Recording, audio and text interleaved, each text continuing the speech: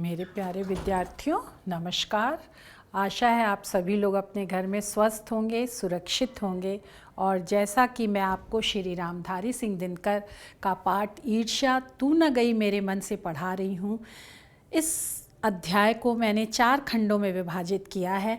3 खंड मैं पढ़ा चुकी हूँ और आज मैं पुनः चौथा खंड आपको पढ़ाने जा रही हूँ। ये श्री रामधारी सिंह दिनकर जी का छाया चित्र है और यह शीर्षक ईर्ष्या तू न गई मेरे मन से। पुनः मैं उनका जीवन परिचय, रचनाएं, भाषा शैली, इन सब से आपको परिचित कराऊंगी। तत्पश्चात शेष गद्यांशों की व्याख्या करूंगी, सारांश बताऊंगी और फिर इस पाठ से हमें क्या शिक्षा मिलती है वह मैं आपको बताते हुए इस पाठ का समापन करूंगी। आशा है आप सभी लोग अध्ययन के लिए तैयार हो गए होंगे। मैं पहले उनके जीवन परिचय पर आती हूँ। जीवन परिचय, जैसा कि रामधारी सिंह दिनकर का जन्म 1908 में बिहार के मुंगेर जिले में हुआ था और सिमरिया घाट नामक ग्राम में एक साधारण किसान परिवार में हुआ था। और इनके पिता श्री रवि सिंह और माता का नाम श्रीमती मनरूप देवी था। दिनकर ने मोकामा घाट से मैट्रिक एवं पटना विश्वविद्यालय से बीए ऑनर्स की शिक्षा पूर्ण की थी। पारिवारिक परिस्थितियों के कारण इच्छा रहने के बाद भी ये आगे नहीं पढ़ सके, लेकिन दिनकर जी की साहित्य रचना में बचपन से ही रुचि थी और उन्होंने साहित्य सृजन की प्रतिभा का परिचय बचपन से ही दे दिया था। मिडिल कक्षा में अध्ययनरत रहते हुए उन्होंने वीर बाला नामक काव्य की रचना कर ली थी और मैट्रिक में पढ़ते समय इनका प्रणभंग काव्य प्रकाशित हो गया था। और दिनकर जी ने वर्ष 1928-29 से निरंतर लगातार साहित्य सृजन करना प्रारंभ कर दिया था। और दिनकर जी ने बीए की परीक्षा पास करने के उपरांत मतलब बाद में मोकामा घाट के हाई स्कूल में ही प्रधानाध्यापक का कार्यभार संभाल लिया था। उनके जीवन की शुरुआत ही अध्यापन से हुई और फिर 1934 में बिहार के सरकारी विभाग में सब रजिस्ट्रार, जिसे हिंदी में उपनिबंधक कहते हैं, की नौकरी की। और दिनकर जी ने सन 1950 में मुजफ्फरपुर कॉलेज में हिंदी विभाग के अध्यक्ष नियुक्त किए गए। इससे इनका हिंदी प्रेम प्रारंभ से ही पता लगने लगता है और सन 1952 में भारत के राष्ट्रपति ने इन्हें राज्यसभा का सदस्य मनोनीत किया। दिनकर ने कुछ समय तक भागलपुर विश्वविद्यालय के कुलपति का पदभार भी संभाला और इसके पश्चात बाद में भारत सरकार के गृह विभाग में हिंदी सलाहकार, परामर्शदाता के रूप में एक लंबे समय तक हिंदी के संवर्धन के लिए, उन्नति के विकास और प्रगति के लिए ये कार्यरत रहे।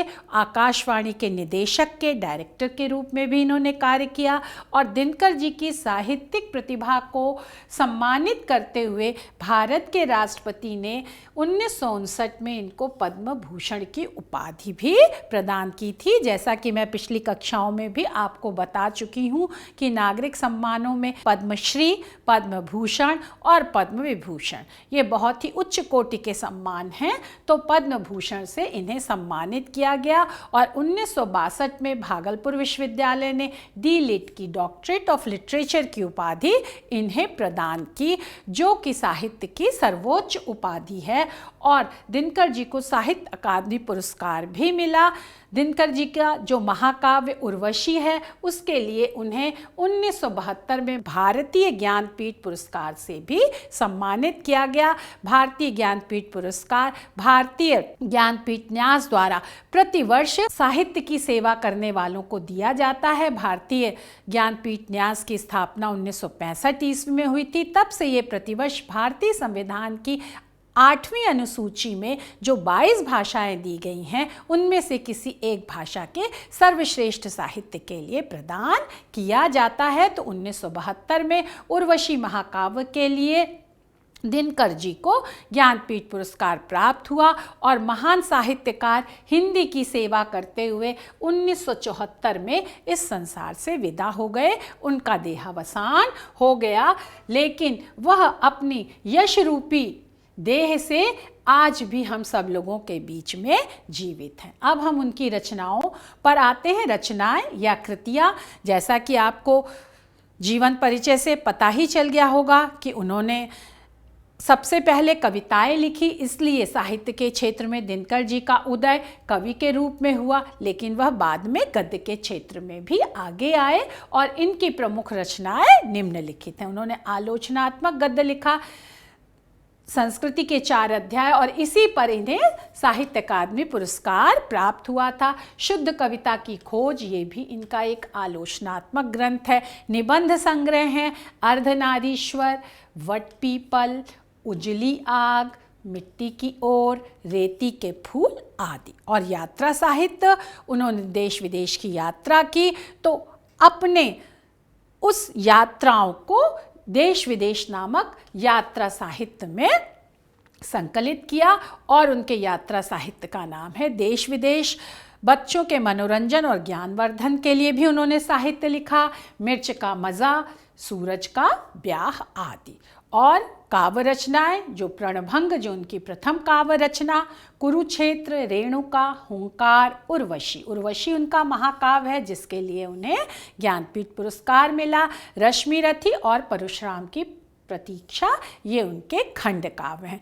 मैं महाकाव्य और खंड काव्य की परिभाषा आपको पिछली कक्षाओं में भी दे चुकी हूँ कि अब जीवन की समग्र अनुभूतियों को जिस काव्य में प्रकट किया जाता है वो महाकाव्य है, और जीवन से संबंधित किसी एक भाव, पक्ष, हिस्से और खंड को जब काव्य के रूप में लिखा जाता है तो वह खंड काव्य होता है। जैसे आप के पाठ्यक्रम में कक्षा 10 में कर्मवीर भरत, यह खंड काव्य है। आशा है आपको उनकी रचनाओं के बारे में समझ में आ गया होगा। अब हम साहित्य में स्थान पर आते हैं कि दिनकर जी कवि ही नहीं अपितु एक सफल गद्यकार भी थे। ईर्ष्या तू न गई मेरे मन से, यह उनकी गद्य रचना है और गद्य में भी निबंध विधा के अंतर्गत आती है। और इनकी कृतियों में, रचनाओं में इनका चिंतक रूप, मननशील रूप, मनीषी रूप, ज्ञानी रूप प्रतिबिंबित होता है, झलकता है। और दिनकर जी की रचनाएं राष्ट्रीय भावनाओं से ओतप्रोत हैं, उसमें स्वदेश प्रेम कूट कूट कर भरा है, प्रगतिशीलता है, जन जन की भावनाओं को उन्होंने आवाज़ दी है, शोषित और पीड़ित लोगों को महत्व प्रदान किया है। प्रेम एवं सौंदर्य रस से युक्त है उनका साहित्य। प्रेम और सौंदर्य की छटा तो उनके साहित्य में सर्वत्र दिखाई देती है और इस तरह से उनका साहित्य हिंदी साहित्य की अमूल्य निधि है, कोश है, खजाना है, मंजूषा है और जो ने हिंदी साहित्य रूपी आकाश का दिनकर सूर्य स्वयमेव ही सिद्ध कर देती है। अब हम उनकी भाषा शैली पर आते हैं। दिनकर जी ने, जैसा कि आपको पता ही है कि साहित्यिक खड़ी बोली को अपनाया था। दिनकर जी भाषा के मर्मज्ञ थे, विशेषज्ञ थे, जानकार थे और इनकी भाषा सरल है, आसानी से समझ में आ जाती है, सुबोध है, बोधगम्य है, व्यवहारिक है, प्रायोगिक है और जिसमें सर्वत्र भावानुकूलता का गुण पाया जाता है। जैसे भाव है उसी भाव और विषय के अनुरूप उन्होंने भाषा का प्रयोग किया है और इन्होंने अपनी भाषा में संस्कृत के तत्सम शब्दों का भी प्रयोग किया है, साथ ही साथ तद्भव शब्दों को भी अपने साहित्य में अपनाया है। अन्य भाषा के प्रचलित शब्द जैसे उर्दू, बंगला, अंग्रेजी आदि जो हिंदी भाषा के एक तरह से अभिन्न अंग बन गए हैं, जिनका हम दिन प्रतिदिन में व्यवहार करते हैं, प्रयोग करते हैं, तो उन शब्दों का प्रयोग भी अपने साहित्य में किया है और इस तरह से अपने साहित्य की भाषा को व्यापक और नए नए आयामों से जोड़ा है, संबद्ध किया है। अब हम उनकी शैली पर आते हैं। जैसा कि मैं पिछली कक्षाओं में आपको बता चुकी हूँ कि शैली एक पद्धति होती है, एक तरीका होता है, एक प्रकार होता है जिसके माध्यम से साहित्यकार अपने विचार को, विषय को, भाव को क्रमबद्ध करता है, सुसंगत करता है और प्रभावोत्पादक बनाता है।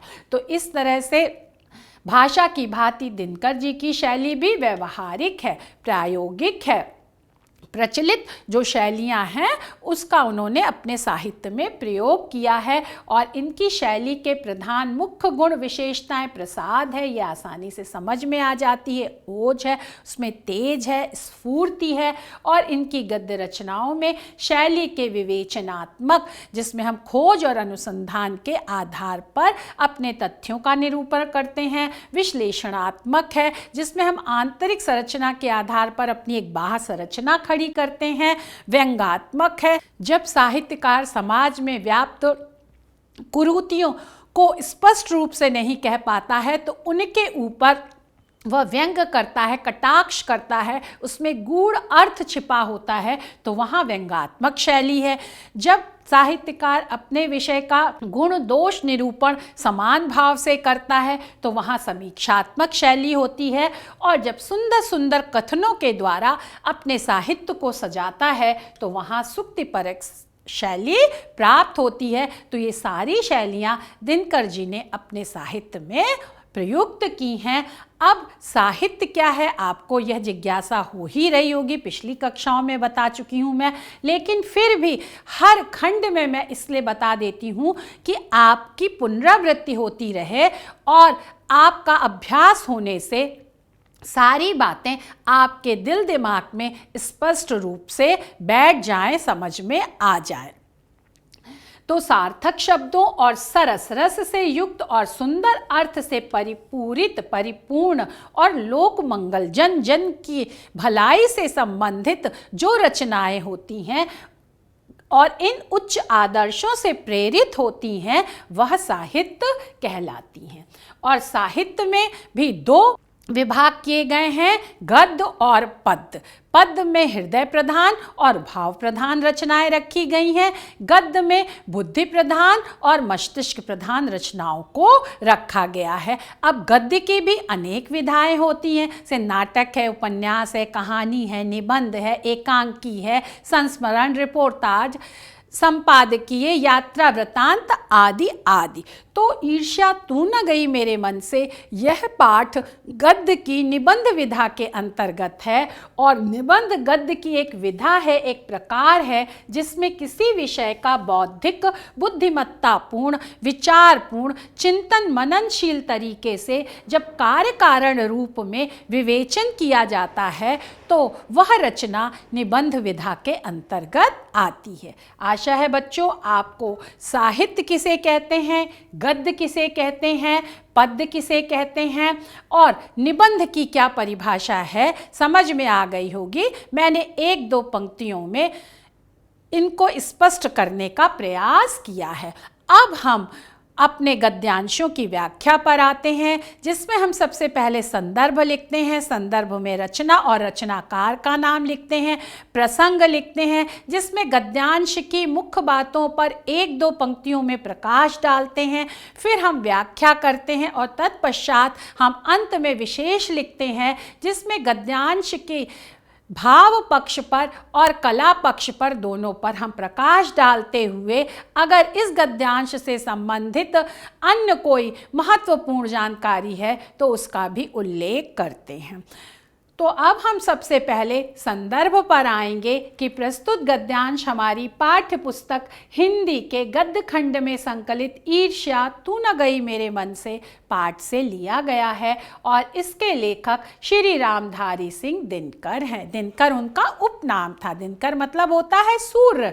और प्रसंग प्रस्तुत गद्यांश में लेखक ने सज्जनता के बदले मिलने वाले अपयश का वर्णन किया है कि अच्छे काम करने के बावजूद भी जब हमें अपकीर्ति मिलती है उन अच्छे कामों की कोई मान्यता नहीं होती है, बल्कि ईर्ष्यालु और निंदक व्यक्ति के द्वारा सज्जन व्यक्ति की निंदा की जाती है, बदनामी की जाती है। इसी बात का विवेचन प्रस्तुत गद्यांश में लेखक ने किया है।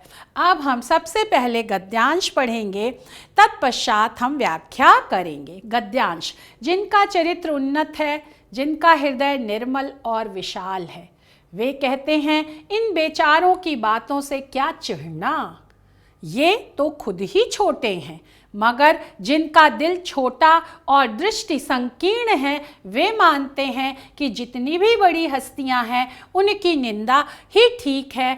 और जब हम प्रीति, उदारता और भलमनसाहत का बर्ताव करते हैं तब भी ये यही समझते हैं कि हम उनसे घृणा कर रहे हैं और हम चाहें उनका जितना उपकार करें, बदले में हमें अपकार ही मिलेगा। दरअसल हम जो उनकी निंदा का जवाब ना देकर चुप्पी साधे रहते हैं उसे भी वे हमारा अहंकार समझते हैं।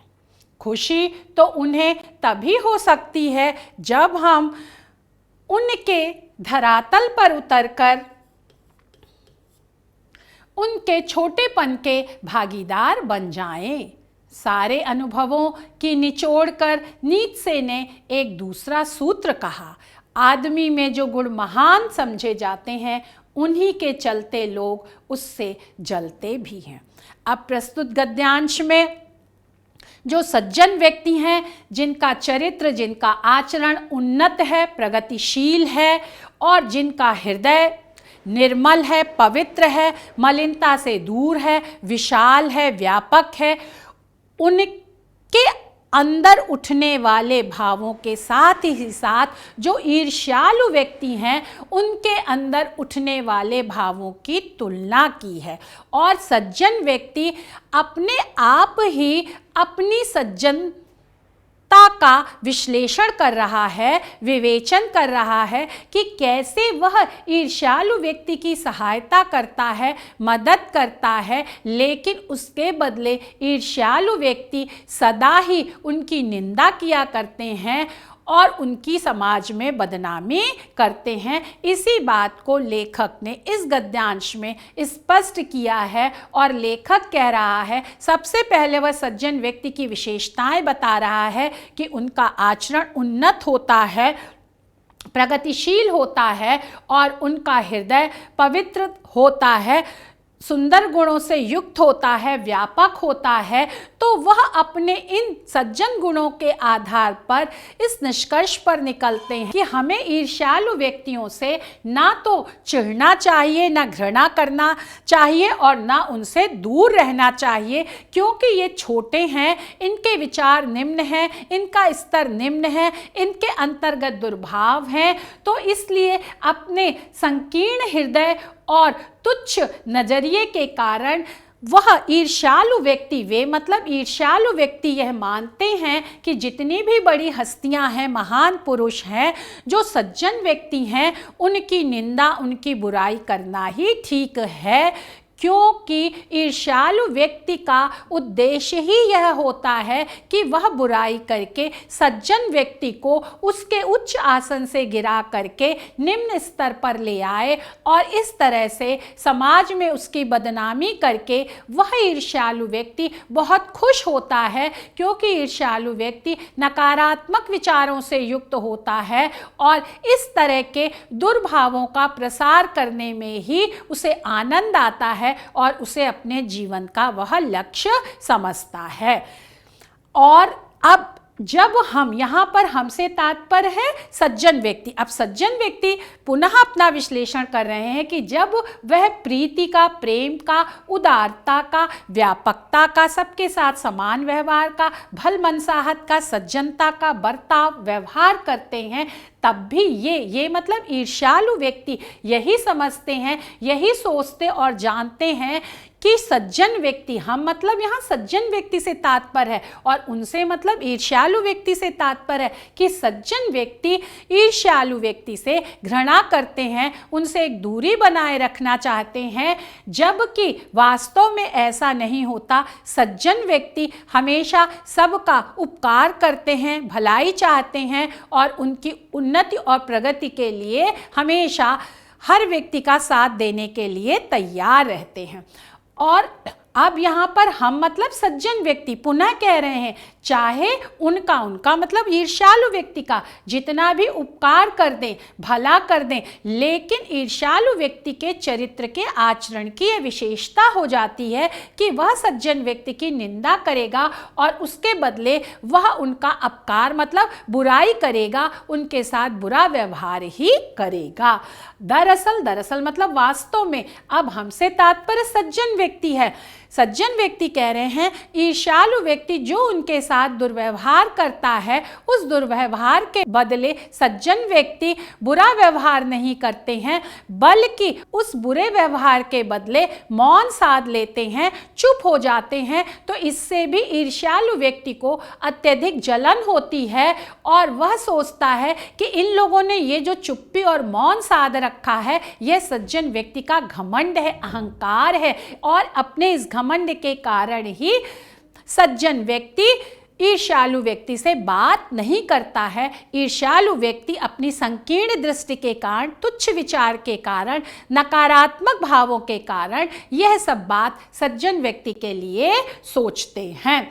और खुशी तो उन्हें मतलब ईर्ष्यालु व्यक्ति को तभी हो सकती है। अब पुनः सज्जन व्यक्ति अपने भाव और विचार का विश्लेषण कर रहा है कि ईर्ष्यालु व्यक्ति को खुशी तभी मिलेगी, प्रसन्नता तभी प्राप्त होगी, जब उच्च स्तर व्यक्ति, महान पुरुष, सज्जन व्यक्ति ईर्ष्यालु व्यक्ति के धरातल पर मतलब समान स्तर पर आ करके उन्हीं के समान नकारात्मक विचारों को अपना करके और उनकी तरह नकारात्मक या निंदक बन जाए। पर सज्जन व्यक्ति ऐसा नहीं करता है, इसलिए ईर्ष्यालु व्यक्ति की ईर्ष्या दिन प्रतिदिन सज्जन व्यक्ति के प्रति बढ़ती ही जाती है। सारे अनुभवों का और इन सब बातों का निचोड़ लेकर के, सार लेकर के जर्मन दार्शनिक नीत्शे ने एक दूसरा सूत्र कहा, एक संकेत दिया। जैसे सूत्र में सारी समस्याओं का हल होता है, वैसे ही इस पंक्ति को उन्होंने कहा कि आदमी में जो गुण महान समझे जाते हैं,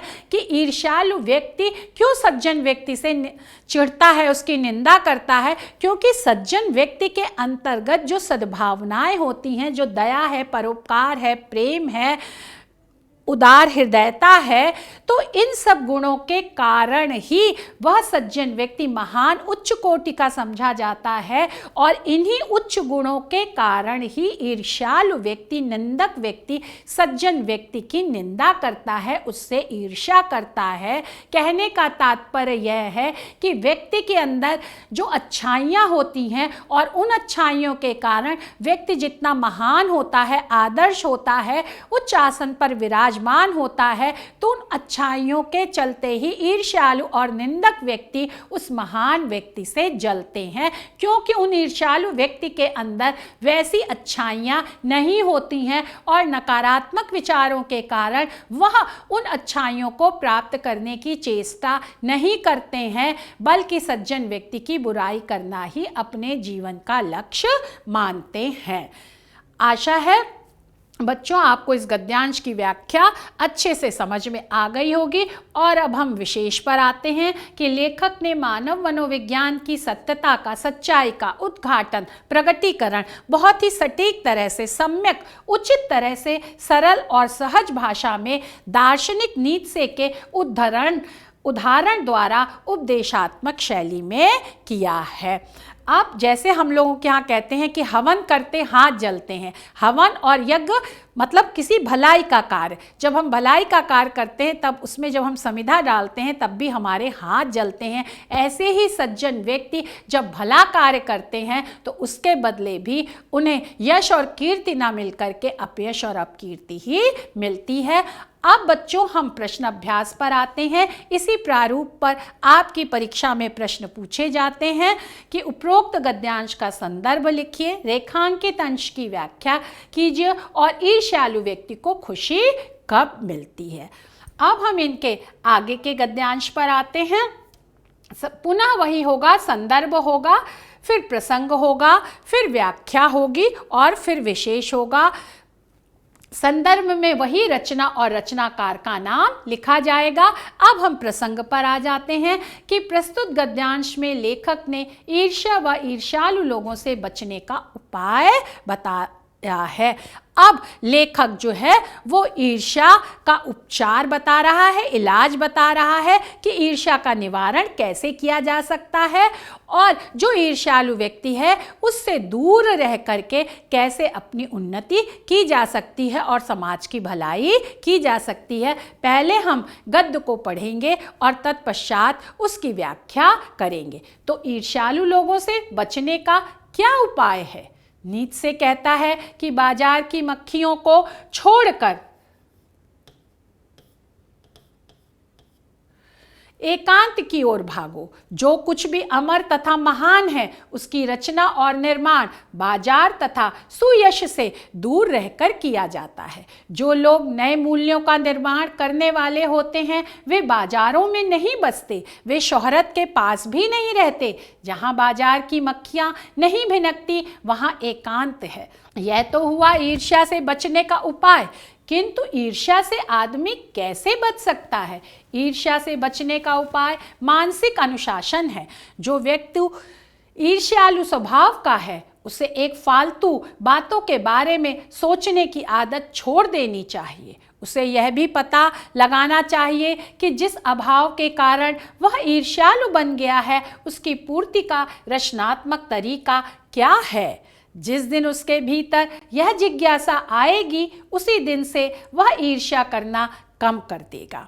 अब यहाँ पर लेखक ने नीत्शे के उदाहरण के द्वारा सज्जन व्यक्ति की मानसिकता और ईर्ष्यालु व्यक्ति के साथ ही साथ एक समूह की जो मानसिकता होती है उसका भी विवेचन और विश्लेषण किया है। लेखक प्रथम पंक्ति में ही प्रश्न पूछता है कि ईर्ष्यालु लोगों से बचने का उपाय क्या है। जो चिंतन मननशील रूप व्यक्ति होते हैं उनके अंदर मन में निरंतर यह विचार और द्वंद्व उठते रहते हैं, पनपते रहते हैं और वह सोचते रहते हैं कि किस तरह से हम नकारात्मक भावों से दूर रहें और सकारात्मक भावों की ओर निरंतर आगे बढ़ते रहें। तो वही चिंतन और मनन लेखक ने यहाँ पर प्रकट किया है। क्योंकि नीत्शे दार्शनिक था इसलिए उसके मन में निरंतर विचार उठते जा रहे हैं और वह ये कह रहा है कि उपाय है, मतलब क्या रास्ता है, इसको दूर करने के क्या तरीके हैं। तो नीत्शे कह रहा है कि बाजार की मक्खियों, बाजार जहां पर लेन देन होता है, क्रय विक्रय होता है, लोगों का समूह होता है, तो यहाँ पर शोरगुल होता है। तो ऐसी जगह से हट करके जो सज्जन व्यक्ति हैं, उच्च व्यक्ति हैं, वह एकांत की ओर जाते हैं। और लेखक ने ईर्ष्यालु व्यक्तियों की तुलना मक्खियों से की है। जैसे मक्खी गंदे स्थान पर ही बैठती है वैसे ही ईर्ष्यालु व्यक्ति के मन में दुर्भाव ही आते हैं। जैसे मक्खी अकारण भिन भिन करती है वैसे ही ईर्ष्यालु व्यक्ति व्यर्थ की बकवाद करता रहता है। तो इसलिए लेखक ने नीत्शे का उदाहरण दे करके ईर्ष्यालु व्यक्तियों की तुलना मक्खियों से की है। और वह मक्खियाँ बाजार में जाती हैं क्योंकि जैसा कि हमने बताया कि ईर्ष्यालु व्यक्ति अपना एक समूह बनाना चाहता है, उसे एकांत में रह करके अच्छी बातों पर चिंतन मनन करना अच्छा नहीं लगता है। तो लेखक कह रहा है नीत्शे के उदाहरण के द्वारा कि ईर्ष्यालु लोगों से बचने के लिए सज्जन व्यक्ति को एकांत में अकेले में रहना चाहिए और अपने अंदर निहित अच्छाइयों को और योग्यता को, क्षमता को देखना चाहिए, उन पर विचार करना चाहिए। और यह सब काम एकांत में ही हो सकता है क्योंकि अपनी योग्यता और क्षमता और अच्छाइयों का विश्लेषण करके ही हम उनकी प्रगति कर सकते हैं, उनको आगे बढ़ा सकते हैं और अपना और समाज का कल्याण कर सकते हैं। आगे लेखक कह रहा है कि जो कुछ भी अमर तथा महान है, जो कुछ भी अमर मतलब शाश्वत, महान मतलब गौरव से युक्त है, उसकी रचना और निर्माण, जो कुछ भी उसकी रचना की गई है, उसका शिल्प विधान किया गया है, वह सब एकांत में रहकर ही, अकेले में रहकर ही संभव होता है। क्योंकि समूह में रहकर, समूह की मानसिकता से प्रभावित होकर के हम इस तरह के कालजयी रचना नहीं कर सकते हैं, शाश्वत नियमों का उद्घाटन नहीं कर सकते हैं। उसके लिए हमें एकांत ही चाहिए, चिंतन मनन चाहिए, शांति चाहिए और ज़्यादा से ज़्यादा अपने ही समान स्तर के वाले लोग, अपने ही समान सोच के लोगों के बीच में रहकर ही ये काम किया जा सकता है, ना कि ईर्ष्यालु और निंदक व्यक्तियों के बीच में रह करके यह काम, सुंदर काम, उच्च महान लक्ष्य को प्राप्त किया जा सकता है। और लेखक आगे कह रहा है कि जो लोग नए मूल्यों का निर्माण करने वाले होते हैं, जो समाज को आगे बढ़ाने के लिए निरंतर प्रयत्नशील रहते हैं, जो अंधविश्वास और कुरीतियों से छुटकारा दिला करके व्यक्ति और समाज की उन्नति करना चाहते हैं, वे बाजारों में नहीं बसते, वे समूह में नहीं रहते हैं जहाँ पर नकारात्मक विचार वाले लोग रहते हैं, बल्कि वो विशिष्ट बुद्धि से और भावों से युक्त होते हैं। तो वह एकांत में जा करके ही यह सब कार्य कर सकते हैं। और ऐसे सज्जन व्यक्तियों को, ऐसे उच्च महान व्यक्तियों को शोहरत मतलब प्रशंसा की भी, प्रसिद्धि की भी कोई ज़रूरत नहीं होती है। उन्हें प्रसिद्धि नहीं चाहिए, क्योंकि वह एकांत में निरंतर अपना कार्य करते रहते हैं। और जहाँ बाजार की मक्खियाँ नहीं भिनकती हैं, जहाँ आम आदमी समूह में रह करके निरर्थक बातों में अपना समय व्यतीत करता है, वहाँ पर वह नहीं जानते हैं, बल्कि जहाँ वो अकेले में सबका भला कर सकते हैं, उनके बारे में सोच सकते हैं, तो वह अकेले में रहकर ही यह कार्य कर सकते हैं। लेखक ने इन पंक्तियों में यह भाव व्यक्त किया है, विचार प्रकट किया है। और अब लेखक ने कहा कि यह तो हुआ ईर्ष्या से बचने का उपाय, राह और तरीका, पर किंतु ईर्ष्या से आदमी कैसे बच सकता है? जिसके अंदर ईर्ष्या का भाव उत्पन्न हो गया है, वह कैसे इस ईर्ष्या मनोविकार से छुटकारा दिला सकता है? लेखक अंत में हमें शिक्षा भी दे रहा है, संदेश भी दे रहा है, उपदेश भी दे रहा है, रास्ता भी बता रहा है कि ईर्ष्या से हम कैसे छुटकारा पा सकते हैं। क्योंकि प्रत्येक व्यक्ति के अंतर्गत कहीं ना कहीं सूक्ष्म रूप से ईर्ष्या जैसा मनोविकार अवश्य ही हो सकता है। अगर वह अपने अंतर्मन का विश्लेषण करे, तो लेखक अंत में यह इसी निष्कर्ष पर पहुंचता है कि हमें अपने अंदर निहित ईर्ष्या जैसे सूक्ष्म मनोविकार से कैसे छुटकारा पाना चाहिए। और इसके लिए वह कह रहा है कि इसका जो रास्ता है मानसिक अनुशासन है। हम अपने मन को नियंत्रित रखें, हम एक सदलक्ष्य निर्धारित करें, उच्च आदर्शों से प्रेरित हों और उन उच्च आदर्शों की प्राप्ति के लिए हमारे अंदर जो सद्गुण है, जो मेधा, क्षमता, योग्यता, प्रतिभा है, उसको जाने, उसको समझें, उसका विश्लेषण करें और इस तरह से उनका विकास करें। तो हमारा मन और हमारी बुद्धि नकारात्मक विचारों से दूर रह करके उस उच्च आदर्श से प्रेरित होकर के उसी लक्ष्य की ओर निरंतर आगे बढ़ेगी। और इस तरह हम ईर्ष्या, निंदा, नकारात्मक भावों और दुर्विचारों से धीरे धीरे दूर होते जाएंगे, क्योंकि हमारे जीवन का लक्ष्य सकारात्मक और उच्च हो जाएगा। तो इसलिए यह लेखक कह रहा है कि जिसके अंदर ईर्ष्या ने घर बना लिया है, ऐसे ईर्ष्यालु स्वभाव आदत वाले व्यक्ति को फालतू मतलब निरर्थक बातों के बारे में चिंतन नहीं करना चाहिए। और उसे यह भी पता लगाना चाहिए, यह भी जानना चाहिए कि किस अभाव की कमी के कारण उसके अंदर ईर्ष्या जैसा मनोविकार उत्पन्न हो गया है। तो उस अभाव को, उस कमी को दूर करने के लिए भी उसे निरंतर प्रयत्न करना चाहिए। और यह ईर्ष्या को दूर करने का बहुत ही सुंदर और सरल उपाय है। इसलिए उसकी पूर्ति का रचनात्मक, जो हमारे अंदर कमी है, उसको पूरा करने का रचनात्मक सकारात्मक उपाय क्या है, लेखक यह पूछ रहा है। और जिस दिन से उस ईर्ष्यालु व्यक्ति के भीतर अंदर यह जिज्ञासा, उत्सुकता आ जाएगी कि हम अपने अभाव और कमी को क्या है और उसे कैसे दूर करें, ये दोनों सकारात्मक बातें हैं। तो इन सकारात्मक बातों से जब वो प्रेरित होगा और उस अभाव और कमी को पूरा करने का लक्ष्य निर्धारित कर लेगा, तो वह उसी दिन से ईर्ष्या करना कम कर देगा। धीरे धीरे उसका जो ईर्ष्यालु स्वभाव है वह कम होता जाएगा। आगे इसी गद्यांश में अभी कुछ पंक्तियां शेष रह गई हैं, जिनको हम पढ़ते हैं। अब आशा है बच्चों इस गद्यांश की व्याख्या आपको समझ में आ गई होगी।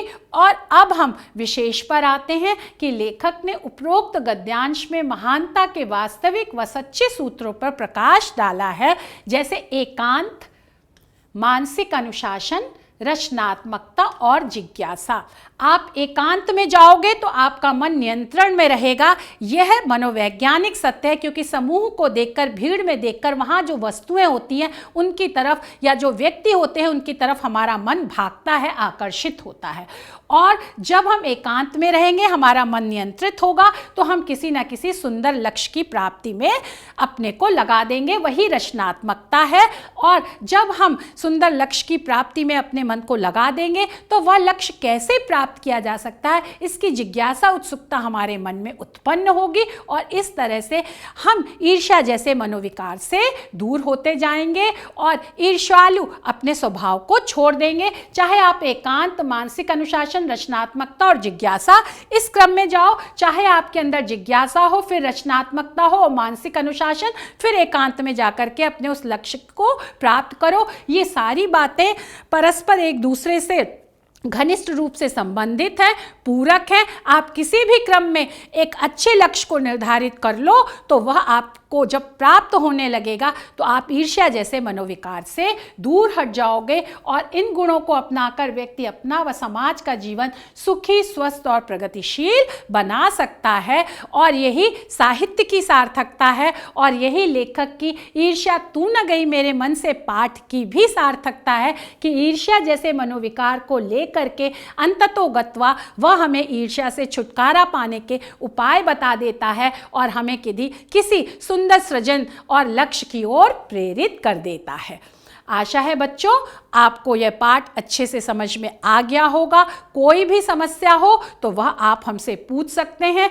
अब हम प्रश्न अभ्यास पर आते हैं कि उपरोक्त गद्यांश का संदर्भ लिखिए, रेखांकित अंश की व्याख्या कीजिए और लेखक ने उपरोक्त गद्यांश में ईर्ष्या से बचने का क्या उपाय बताया है। प्यारे विद्यार्थियों, अब हम ईर्ष्या तू न गई मेरे मन से इस पाठ को 4 खंडों में पढ़ाने के बाद उसके सारांश पर आते हैं कि ईर्ष्या मनोविकार को उदाहरण देकर के लेखक ने स्पष्ट किया है कि ईर्ष्या क्या है और फिर ईर्ष्या मनोविकार से होने वाली हानियों का वर्णन किया है। ईर्ष्या मनोविकार के कारण उत्पन्न होने वाले दोषों को बताया है। सद्गुणों के विकास का कारण चरित्र की शुद्धता को बताया है। ईर्ष्यालु व्यक्ति की मनोदशा व मनोवृत्ति को स्पष्ट किया है। ईर्ष्या को चिंता से भी ज़्यादा नुकसानप्रद, हानिप्रद बताया है और ईर्ष्या की बहन निंदा से प्राप्त होने वाली नकारात्मक खुशी को भी स्पष्ट किया है। ईर्ष्या समान स्तर के, बराबर स्तर के लोगों में होती है। ईर्ष्या की रचनात्मक प्रेरणा का विश्लेषण किया गया है। महान व्यक्तियों द्वारा ईर्ष्या एवं ईर्ष्यालु व्यक्ति के दोषों को स्पष्ट किया है और सज्जन व्यक्ति को सज्जनता के मिलने वाले अपयश, बदनामी का वर्णन किया है। और साथ ही साथ सबसे अंत में जो सारांश के रूप में अच्छी बात है वह यह है कि ईर्ष्या व ईर्ष्यालु लोगों से बचने का उपाय बताया है। इस तरह हम ईर्ष्या जैसे मनोविकार से भी छुटकारा पा जाएंगे और साथ ही साथ ईर्ष्यालु व्यक्ति से भी हम दूर रह पाएंगे, अपने उच्च आदर्शों को प्राप्त कर पाएंगे। क्या शिक्षा और संदेश प्राप्त होता है? एकला चलो रे, जैसा कि रविन्द्रनाथ ठाकुर ने भी कहा है कि हमें उच्च आदर्श की प्राप्ति के लिए अकेले ही प्रस्थान करना होगा, अकेले ही प्रयत्न करना होगा। और जैसा कि प्रस्तुत पाठ में लेखक ने नीत्शे के द्वारा भी कहा है कि एकांतवास की ओर इशारा किया है और फिर करत करत अभ्यास से जड़मति होत सुजान।